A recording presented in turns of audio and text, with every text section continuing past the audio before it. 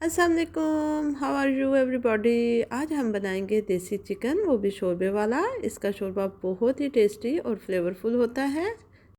मैंने कुकर में आधा कप ऑयल ले लिया है और उसमें 2 चॉप किए हुए मीडियम साइज़ के प्याज ऐड कर दिए हैं। बहुत ज़्यादा प्याज नहीं शामिल करने। प्याज को हल्का ब्राउन होने तक फ्राई कर लेना है। बहुत ज़्यादा इसका कलर डार्क नहीं करना। जब इसका कलर हल्का सा चेंज होने लगे तो इसमें 1 टीस्पून ज़ीरा ऐड कर दें और एक छोटे साइज़ के सिनेमन स्टिक ऐड कर दें ताकि स्मेल वगैरह नहीं आए। 1 से 2 मिनट के लिए इसको फ्राई कर लें। फिर इसमें आपने जो देसी चिकन है उसको अच्छे से धो के इसमें ऐड कर देना है। मेरे पास तकरीबन ये 1.25 किलो देसी चिकन है। इसको मैंने इसमें शामिल कर लिया है और इसको 1 से 2 मिनट के लिए फ्राई कर लिया है। फिर इसमें मैं जिंजर गार्लिक और ग्रीन चिली पेस्ट ऐड करूँगी। 1 टेबलस्पून भर के मैंने इसमें जिंजर गार्लिक और ग्रीन चिली पेस्ट का ऐड कर लिया है। अब हम इसको इतना फ्राई करेंगे कि इसका कलर चेंज हो जाए।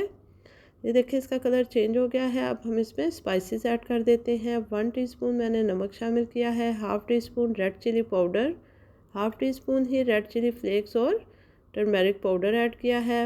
1/4 टीस्पून ही इसमें धनिया पाउडर और ब्लैक पेपर पाउडर शामिल कर दिया है। अब हमने इसको 2 से 3 मिनट के लिए फ्राई कर लेना है ताकि स्पाइसेस जो है अच्छे से फ्राई हो जाए।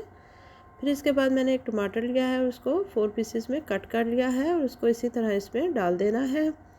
1 से 1.5 कप मैंने पानी शामिल किया है ताकि गोश्त अच्छे से गल जाए।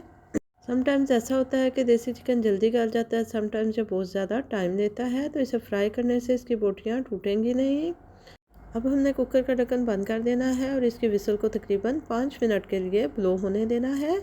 ये भी डिपेंड करता है चिकन के साइज़ पर। ये देखें जी, हमारा चिकन जो है टेंडर हो चुका है। अब मैं टमाटो पील को सेपरेट कर लूँगी और इसको अच्छी तरह फ्राई कर लूँगी यहाँ तक कि इसका ऑयल सेपरेट हो जाए।